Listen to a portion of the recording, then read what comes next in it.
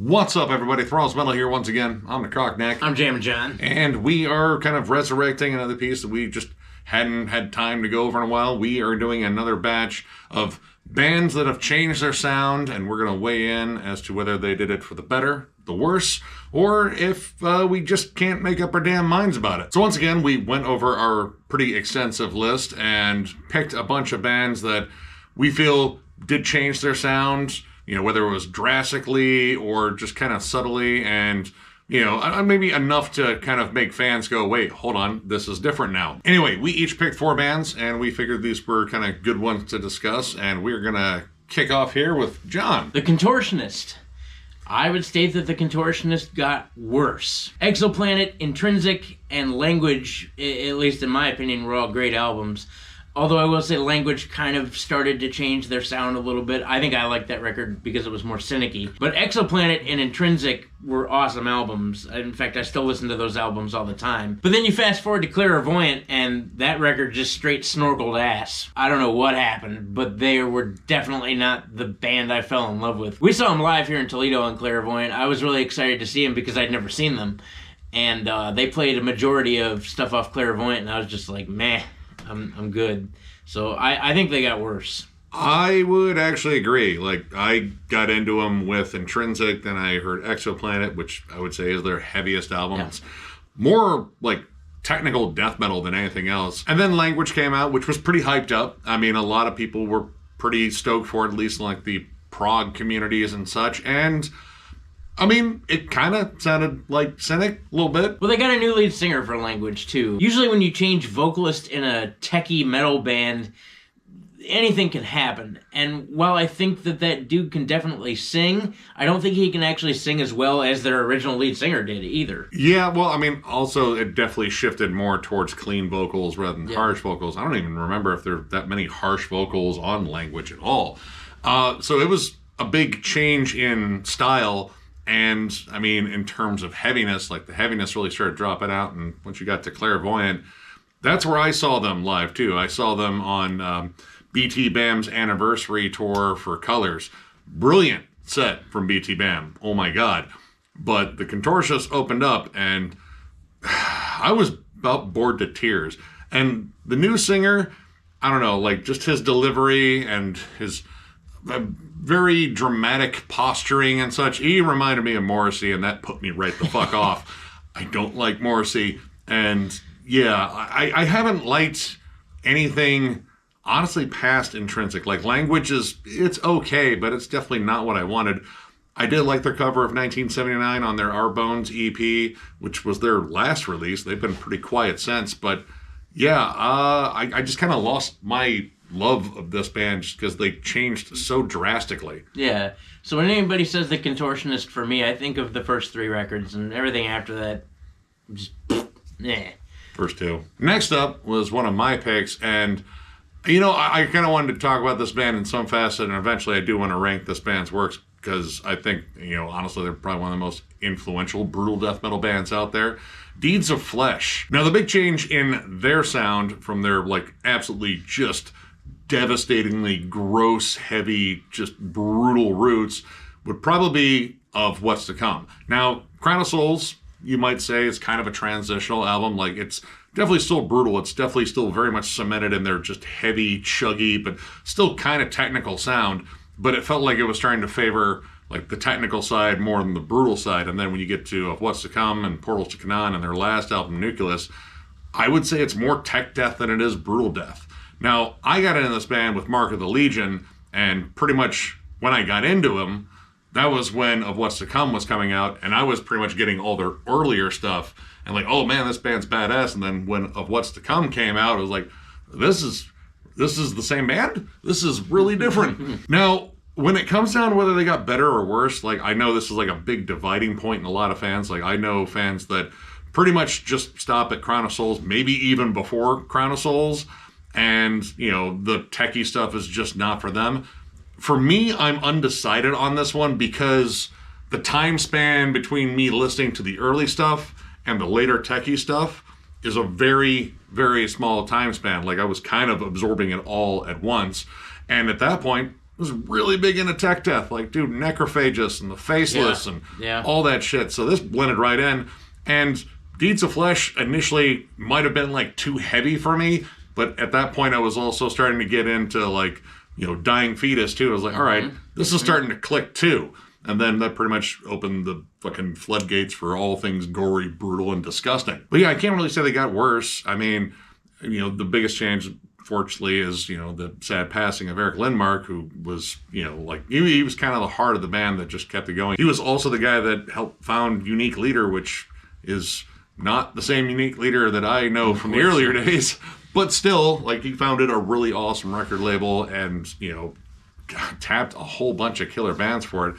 So, yeah, I got to stick with Undecided because I think it's good either way. I'm also on that Undecided boat. I will say, as an addendum, somebody years ago gave me a burned copy of Path of the Weakening, and while I like that record now, at the time when they gave me that album, I wasn't ready for this. I turned it on and I was like, what the fuck? I just hadn't hit that point in my musical journey yet, and then, kind of like this guy, I heard Dying Fetus, I heard Stop at Nothing, and I was like, whoa, wait, that.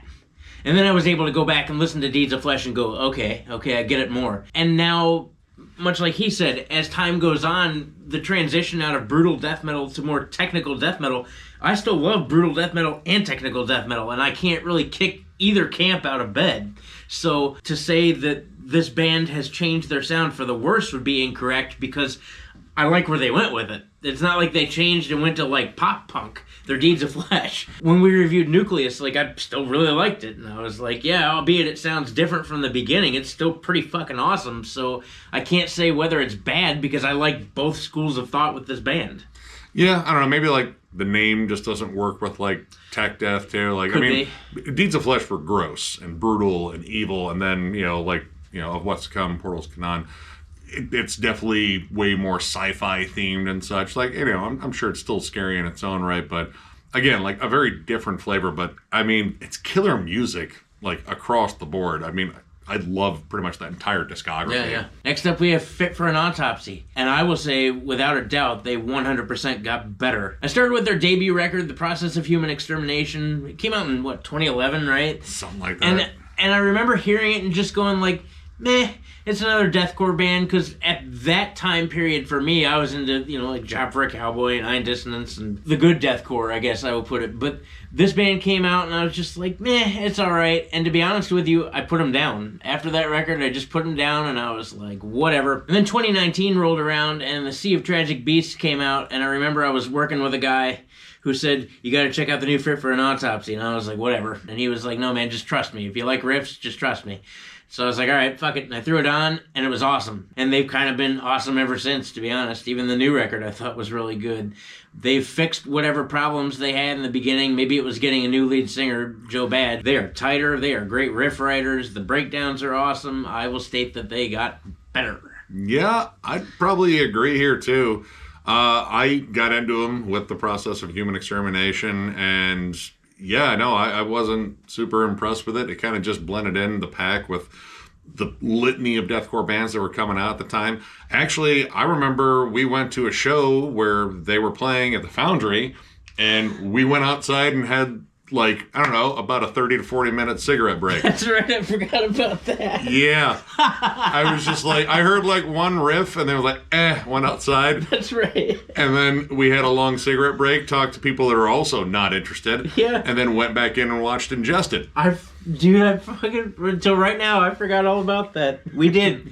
We went outside. So that was the first time I didn't see Fit for an Autopsy. But years later, when he showed me The Sea of Tragic Beasts, I was like, holy shit, this is the same band? Yeah. I was like, dude, that's fucking awesome. And then, I went over What the Future Holds, which I thought was a really solid follow-up. Not quite as good as The Sea. Yeah. But still really awesome. Far From Heaven became, like, a pretty big single for them, too. And, dude, that fucking stomping riff that comes in, that's a moment right there. And then Nothing That Is, I thought was a pretty solid follow-up, too. Like, another really good album. I just think in terms of, like, deathcore, there's just a little bit more to them. They're actually doing a good job to expand the sound. And I think one of the big, things that help them out with that is Joe Bad. Joe Bad's vocals, I think, are pretty strong. Needs to, get away from all the processed vocal stuff, I think. Correct. But overall, his presence is great. He's solid live, too. The dude's just got a monstrous voice. But yeah, this band, I think, has gotten tighter. I think they've retained pretty much all their heaviness, but they've also gained melody and just, better songwriting dynamics overall. So yeah, they're just not a run-of-the-mill, deathcore band anymore. They were actually kind of doing something a little bit different. So yeah, better. Next up is a band that we ranked, and honestly, we could re-rank with the amount of albums they've put out since the time we have ranked them. Darkthrone. In terms of where they changed, fucking pick a point. Right. Pick a point, because they just keep changing. Pick any point. Yeah. There's so many points where they have changed their sound that, this is kind of an undecided one, because while there are points that, I think this really isn't my era, then the next year I was oh, dude, this is great. I absolutely love Soulside Journey. Underrated death metal album. I also think Blaze of the Northern Sky is one of the best Norwegian black metal albums ever. Conversely, though, I also think Transylvania Hunger and Under a Funeral Moon kind of sound like they were recorded on Fisher-Price instruments instead of a porta-potty. I'm not a big fan of that. But again, with their discography, there's so many different changes along the way that, while I don't like those two as a pair, and I know they're that's the unholy trinity, with Blaze and Northern Sky. Yeah, Blaze is the best one of that one. It is. But Panzerfaust comes in, and it's drunken Celtic frost worship.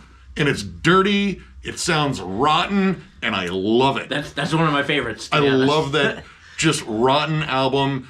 It's amazing. But you also have their crust punk era, The Cult is Alive and FOAD and Circle the Wagons. They started blending a little bit of classic heavy metal, I Love the Underground Resistance. I think Old Scar is an absolute banger. But again, it's constantly changing. Right now they're in this riff worship thing where they're just dry humping Celtic frost riffs. Yep. I will never have a problem with that.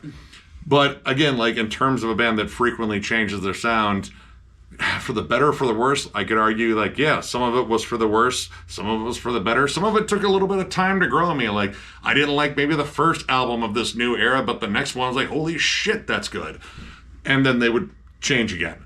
So, yeah, it's a big undecided, but, ultimately, I love Darkthrone. They do whatever the fuck they want. I respect that. They're just awesome. And that's where I'm at, too. Darkthrone. Do I think they've changed for the better or for the worse? Meh. Right now, they're for the better. They're heavily riff-laden, which is awesome. But the thing about Darkthrone is Darkthrone seems to do whatever the hell they want, whenever the hell they want, and sometimes with great frequency. Like we said, we ranked them early on in the channel, so 4 or 5 years ago, and since then, they've released, three albums. They're going to put out a new one next year, I think. Right, yeah. This year. Yeah, we were just reading about that earlier. So, there is some that I don't like about Darkthrone, mainly Fisher-Price instruments and a porta-potty, that the whole side of music for me just doesn't work. It just doesn't work for me. I'm just going to shrug my shoulders. I can't even say Undecided because, again, I think Panzerfaust is a fucking crazy killer album. I love that album. Transylvania Hunger is not that great at all. I remember when we ranked them, there was some I liked, and there was some that I kept looking at Nick and Shred going, the fuck is wrong with you guys? I don't get it at all. But that's this band, so it's a big for me. Anyway, new Darkthrone review probably coming soon this year because, they still have riffs, believe it or not. Next up, we have The Ocean. I'm also undecided on The Ocean, and I'm going to be honest with you, there's not a single Ocean album that I don't like. And although their sound may be changing, they're evolving. That's what this band does. It's what they've done from the very beginning. I got into them with Precambrian and just really never left. I never left, and I'll agree that while some of their early albums, Precambrian, Fluxion, Heliocentric, stuff like that, are a lot heavier and a lot darker and a lot sludgier, just as this band goes on, they just continue to refine their sound and they make little changes, but it's never a bad thing. The album Phanerozoic, at least the first one, whoops ass. The song Nascent with the dude from Catatonia on it, that's probably one of my favorite Ocean songs really ever. Everything this band has done so far from the very beginning up until now has been absolutely killer. So I'm undecided because the advancement in their sound is simply just evolvement. I mean, that's sort of their theme too. Like when you look at their themes, like Precambrian, Phanerozoic, that too. Holocene, the most recent one. It kind of makes sense that their sound would continuously change as they go through different eras of life on this planet. And I mean, all right, I got into the band with Fluxion, which at that point, like, I think they drew more comparisons like Cult of Luna, especially like early Cult of Luna. Like the post-metal sound was there, but they also had that like hefty, sludgy element as well. But then you got Precambrian, which was ambitious as fuck. Like you had full-on strings and orchestral arrangements. It was a 2-discer too, and the second disc actually featured much heavier songs. So it was a good transitional album, just in terms of like what they were trying to do in terms of broadening their sound. And then also some stuff to like, hey, old fans, don't worry, we're still heavy. Right. Then Loic Rossetti, sorry if I screwed up your name, he joined the band on Heliocentric and Anthropocentric, and they definitely got like more melodic. And I think this is where like the prog side of them really started to come out and like became like a real big focus for the band. Like, yeah, you still had that post-metal atmosphere. It was still dreary and lumbering at times, but prog really kind of like shaped the structure of the songs. And honestly, I feel like they got to be better songwriters overall, because like when you get down to Phanerozoic 1, Paleozoic, that might be my favorite. I love that album. And then Holocene being predominantly more ambient and soft, like a lot more synth work. I love that record. Me too. Honestly, I can't say they got better or worse here either, because I still love the earlier stuff for completely different reasons than I love the later stuff. Like Holocene can't be any more different from Fluxion. But yeah, that's true. It's kind of cool that a band that talks a lot about evolution really does evolve over time. Yeah. So I got to go Undecided. Honestly, I think if you're listening to the Ocean or the Ocean Collective, you've just made a wise choice. They're just an awesome band. Yeah. Next up, and yet again, another band that I would love to rank one day, just because I probably want to see how many times I could bring up, oh my God, I love this riff in an entire video, because that would be almost the entire video of me talking about this band, and that would be The Sword. I got into this band with their absolutely amazing debut, Age of Wonders. I have jammed that album so many times. I am able to hum almost every single riff on that album.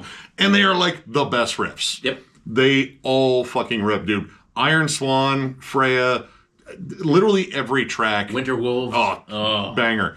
Every track on that album is awesome. Same thing with Gods of the Earth. And that was kind of where they started changing. Those first two albums were definitely heavy. They had that stoner doom kind of vibe, but they also had like tons of heavy metal harmonies everywhere. Like in terms of like just guitar oriented like bands in general, where you just want to hear riffs and melodies, I would just recommend The Sword overall. Warp Riders was probably the first signs of change. Like we kind of got away from the wizards and warriors and frost giants and all that bullshit, and started going into space and very heavy metal themed album covers. And I'm talking about like Heavy Metal Magazine, that old school shit. That album though is kind of where you hear them, I would say, kind of refine their sound. Like the guitars were still heavy. They still had that just classic stoner metal fuzz to them. But there was just like a stronger sense of like writing hooks. Like the songs felt less lavish, and they weren't like the big epic journey into the dungeons of the Crypt Keeper, Spider Queen, whatever bullshit they were slaying. They were off into space slaying like aliens and shit. But man, were they writing some just awesome hooks and just amazing shit left and right. The Apocryphon also I thought was pretty solid. It was kind of a pretty decent revisiting of the first two, but it's after that, that's where the change happened with High Country and then Use Future.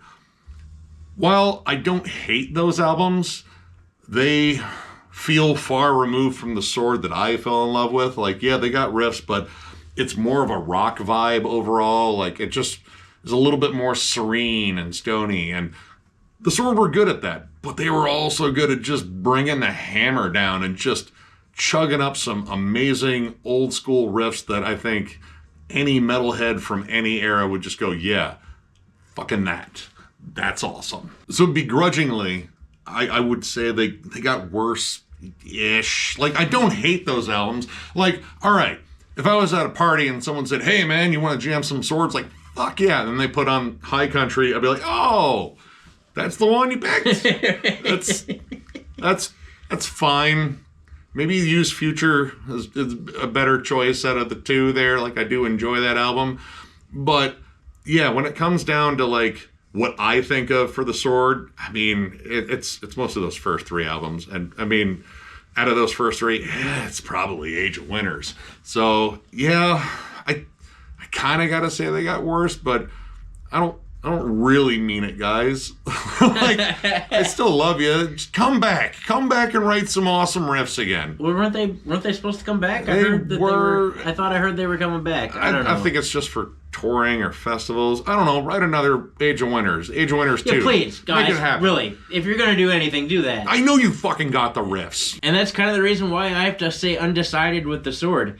After Age of Winters, I didn't even really get into the second album, to be honest with you. After Age of Winters, I just kind of fell out of this band. It's at this point in my life where I was exploring a whole lot of different territories for music. And I heard the sword, and I really loved the Age of Winters. I, much like Nick, can probably hum most of that record. I listened to that album so much, I'm pretty sure I wore most of it out. There's probably actually only a couple tracks on that record that actually play all the way through because I listened to it so much. I love the first record. I listened to a little bit of the second record, and I'll tell you what, something big for the sword for me, at least in the beginning, was the guy's vocals. We are not in key here, sir. We are not really in anything. It kind of threw me off. Because I remember during that time period, I was also really big into, like, Mastodon and Neurosis and The Ocean. So, like, I was looking for something, I guess, a little bit more vocally sound, and the sword really wasn't it for me, but I still loved the sound of that. And years later, I had heard more people mention, hey, the sword, and then they said, but the record's not that great. And so I just never listened to it. So yeah, Undecided for me, but mostly because I haven't listened to the rest of it, and I guess I need to go back and listen to the rest of it, and that's my bad. But if anybody were to ever ask about the sword and what my favorite record was, I'd say The Age of Winters. Oddly enough, though, like, with the change in their music, the one thing that did get better were JD's vocals. And honestly, I think it was as simple as, like, hey, just bring it down, because you could just hear in those first two albums, he was pushing well past, like, his register where you could control it. Yeah. When he started dropping it down and crooning a little bit more on Warp Riders, like, there, you found it. Like, it sounds good. You're in key. And that croon kind of works. Like, you get a little bit of Texas blues in those riffs anyway. Like, I mean, these dudes fucking love ZZ Top. But that, conversely, I didn't want them to, like, play ZZ Top. I wanted them to play the sword. Right. That's, whatever. Now, this next band.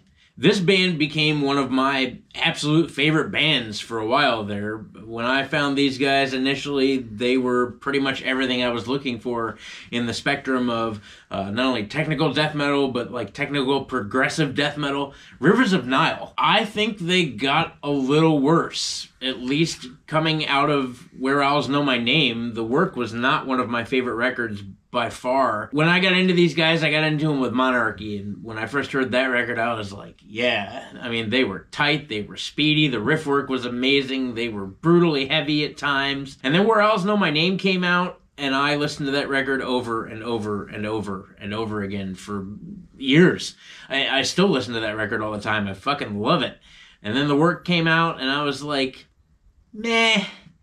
It's alright. I didn't like necessarily the direction they went in, and I really thought they just kind of shit the bed, at least on the track listing, as far as like the placement of the tracks on that record, and having a ballad way too soon, and I don't know. I will say that Rivers of Nile, that I've heard recently at least, as far as the new singles are concerned, having Andy Thomas from Black Crown Initiate was a big thing, and that takes that band in a whole other direction, and I'm all on board for it. But Rivers of Nile, as it stands, with what they actually have released as far as full-length albums are concerned, I would state they got a little worse. I'm more undecided. Like, I'm not going to say they got better, because, I mean, Where the Owls Know My Name, that's still my favorite. That album's amazing. Like, I think they kind of ushered in this trend of having a saxophone in metal there for a while. Like, everyone wanted just a sax solo for a while. And you know what? Honestly, it was pretty cool. Maybe a little overdone. But I also got into him with Monarchy. That is a bludgeoning, solid death metal album full of just nasty riffs, really solid atmosphere. Yeah. Love the harsh vocals on there. And with the work, I like that album. Like, again, the track listing is a little odd. I mean, I imagine it probably flows in a way that is relevant to like the story or the concept of it. And I do like the fact that they kind of squeezed away to say the work in each song. I think that was kind of clever. But some of it didn't line up as well as, maybe it did on Where the Owls Know My Name. Like, again, having a ballad very early on in the album is a little strange, especially after like one of the heaviest tracks on there. But, I mean, songs like Clean and Focus, I really dig those songs. But it was definitely divisive. There were some fans that absolutely loved it. I thought it was a crowning achievement for the band. And there were some fans that didn't. And I actually ran into both. I saw them open up for Black Dahlia Murder on their tour with like Undeath, the Up From the Sewers one with the cool Ninja Turtles poster theme. Yeah. I thought it was pretty cool. But, when they were playing the new stuff, I heard some boos in the crowd. And I was like, man, that's fucking harsh. But when they played the old stuff, everyone was perfectly fine. I even talked to some fans of the channel outside, and, we actually talked about it. I was like, all right, what do you think of the work? I was like, I like it, but the way it's set up feels kind of odd. Mm-hmm. But I like the music. Like, they're still finding a way to, like, evolve their sound. But I think that evolution kind of cut off the harsh vocalist, which he ended up leaving the band or was fired from the band. I don't know the, extenuating circumstances there. Same thing with their second guitarist, which Andy Thomas fills in on there. And they also have better clean vocals with him in there too, because he and the drummer harmonize really well. So in terms of saying they got better or worse, I can't really say. I know that I have liked everything that they have put out so far. And I'm pretty excited for a new one. I think that should be this year. Yeah. I mean, hopefully. But yeah, I think the work is a pretty good album overall, so I can't really say they got worse. And finally, one that might actually curtail in a whole bunch of other ones, say we do another one of these segments, it might have a theme of thrash bands that abandon thrash for whatever reason. And this one, I would say, is like a little bit later in the game, but they kind of did, and I love their early work. Honestly, everything up until their last album, I have really liked, and that is Evil. When Enter the Grave dropped in 2006, man, in terms of like that whole thrash resurgence that was going on, like, Municipal Waste was coming up, a bunch of other bands like Lazarus, AD, Violator. Yeah. Dude, this was one of my favorite albums to jam. Like, honestly, it was a modern thrash album that was on par with, like, a lot of the classic stuff. Like, classic Metallica, classic Slayer, Sepultura, Exodus, like, the old guard, but with a new band, machine gun riffs, great vocals, killer fucking lead work, dude. Old Drake could shred. Still can shred. I'll change that right there. And honestly, all their albums after that, I really enjoyed. Infected Nations, Skull, Five Serpents' Teeth. They were just like a very consistent thrash band. They knew how to vary it up from like high-octane barn burners to like more mid-tempo chugathons. Dude, that song Cult. Cult was a fucking fist pumper. That was a great single. And then Matt Drake chose to leave the band, and they kind of broke up. I mean, they also experienced a horrible tragedy with their original bassist dying for... I forget, like, the whole circumstances. I think he had a heart condition or something like that. I forget the whole, like, actual circumstances, but it was sad nonetheless. But when Matt left the band, him being the rhythm guitarist and their voice, they kind of hung it up for a while up until they recently resurfaced with Hell Unleashed, which was a pretty solid album. Now, granted, Ole, had to kind of step up and do vocals, and he really wasn't, like, super comfortable with it, so he kind of had a bit of a flat vocal performance, but musically, dude, that album whoops ass. It is just furious. They did a song about The Thing, which is like the greatest horror movie of all time. Don't even argue with me on that one. I loved it. I thought it was a really solid album. Again, vocals were kind of an issue, but not enough to really hurt it. And we were kind of hyped for the next one. We saw, singles come out for this new album, The Unknown, and... well, when I heard it, it felt very known. It felt very much like the Black Album.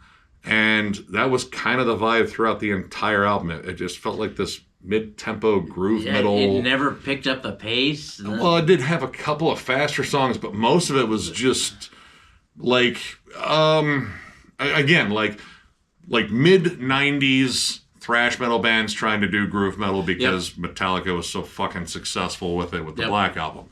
So yeah, like Exodus, Force of Habit, and shit like that. It wasn't very good. And honestly, I really hope this isn't the direction the band goes in, because as it stands with that album in their new era, I have to say they got worse. And I really don't want to, because everything else before that was killer. But, you know, this is kind of a microcosm of a thing that seems to be going on in thrash a lot. And we'll probably get into that in another one, because there's a whole litany of bands that I want to talk about / chew out for just abandoning thrash, because we still need thrash. Like, I know you could argue it's kind of a dated style and it really hasn't changed. And, you know, the themes have kind of stayed the same. Like, government, toxic waste, pizza. Right there. All of that. But I still love it. I still think there's, you know, room for it to grow and, you know, get better. But it doesn't help when one of, like, the bigger bands that kind of helped, like, re-galvanize the whole thrash movement is kind of abandoning thrash. So, gotta say worse. I also gotta say worse. That new album is not good. It's not really thrash. They kind of abandoned their sound. Now, I'll be honest, I didn't start listening to this band until we reviewed Hell Unleashed, and I really liked that musically. I will agree that the vocal performance was rather flat. I remember talking about that in the review, but musically it whooped ass. Now, unbeknownst to me, I had actually heard Enter the Grave and just kind of forgot about it until we sat down to do this tonight, and I looked and I went, wait a minute, I know these songs, dude. Bathe in Blood, Thrasher. Thrasher is a beast through the picking speed on that is insane. Burned Alive, etc. Mostly, that whole record is just killer. And so, knowing where this band started and then reviewing Hell Unleashed, and like I was stoked for that, right? So when we reviewed The Unknown, I was really stoked for that too, and then we turned it on, and I was like, nah. This is supposed to be heavy and thrashy. I'm supposed to break Nick's tables and chairs. I'm supposed to go out on the deck and throw burning pieces of wood at people, but like, that didn't happen. I was just kind of like, meh, whatever. So, yeah, this band got worse, and I don't know why they abandoned the sound that they were so good at, and just, I hope that they don't continue to abandon that sound. I just hope maybe they just kind of look at The Unknown and go, well, it was something we did, and go back to what they're really good at. Because this band is really great, but that record is not good. So, yeah, they got worse. Yeah, and that one in particular, like, I don't know, it was kind of a head scratcher because, I mean, like, yeah, eventually we're going to talk about, like, Shrapnel, Lost Society, Ultraviolence, and their turns away from thrash, too. But Evil's, I don't know, like, those other bands felt like they were trying to, like, you know, grasp at like a different movement, like a broader fan base, like metalcore or pop or I don't know what the fuck ever. But Evil's transition to like Black Album era Metallica just seemed kind of weird. Like, yeah, it's more accessible, but it also felt like immediately dated, and it doesn't seem like a retroactive movement that's really like, oh yeah, man, let's get back to the Black Album again. Like, no one fucking says that, because I don't think anyone really wants that. If you want to listen to the Black Album, like, I don't know, fucking watch an NFL game or watch a fucking college football game. They'll play fucking, you know, Enter Sandman, and then you'll be like, oh yeah, I remember that song. And you'll remember every other song on it because, yeah, all of them were on the radio just, you know, because that was it. Like, we had Midnight Metallica here on our radio station. Yeah, I was like, yeah, Midnight Metallica. And then occasionally they'd play like something cool like Dyer's Eve, but most times like, all right, man, we're going to play a deep cut, sad but true. Like, oh, fuck off, man. Right, and they did it all the time. They played the same like 4 songs every time. Yeah. It was like, oh man, another deep cut from the fucking Black Album. Like, come on, dude. Like, I would be fine with them playing like Master of Puppets at that point. Like, dude, it's at least something fucking different. Yep. But yeah, this is pretty much it for this one. We're definitely going to do more of these because we still have a longer list. And again, I feel like I teased what might be on the next one. But yeah, tell us what you guys think. Like, did some of these bands change for the better? Did they change for the worse? Are you kind of undecided? Have you listened to all of them? Just let us know in the comments. And of course, if you enjoyed this video, give it a thumbs up. And if you are new to the channel, subscribe, because we do stuff like this all the time. We also have memberships. They're only 99 cents, and we do a members-only live stream, which we are going to like get one together for this month at some point. I mean, it might be a little late. We got a lot of stuff we're trying to work on, like Motley Crue ranking and trying to get some more retro reviews done and such, because those are honestly a lot of fun to do. We also have stupid emojis too. I don't know why I advertise that, but it is definitely a thing we have. And this is the new way to support the channel more directly. We also still have our store, thrallsofmetal.com, with our t-shirts and hats. There's a link to that down in the video description. And again, if you would like to join this channel and become a member and brag to your parents that you did something with your life, actually, don't do that. They'll just look at you like, God, just stop calling us. You're allowed to come by for Christmas. That's about it now. Why did you choose these guys? Everybody on YouTube, you chose these chuckleheads. And you could do that by hitting the join button right down there or somewhere in this area. It's there. I promise it's there. I saw it. As always, tons of stuff coming your way. Album reviews, discography rankings, multiple discussion forums, Nick's collection updates, which I assume he'll get back to here eventually. States of metal. Is it metal? Is it not metal? Discussions like this. Bands for better, for worse. We just tons of stuff all the time. We do it for you guys because we appreciate you. Thank you guys for being a part of this channel. I know we say that at the end of every video, but more and more as time goes on, we really mean it. We hit 20,000 subscribers, which is insane. That's insane. It baffles me. No, seriously, you guys absolutely rule. And again, tons of content coming your way. So one more big thank you because of all your rulage, and we will catch you later.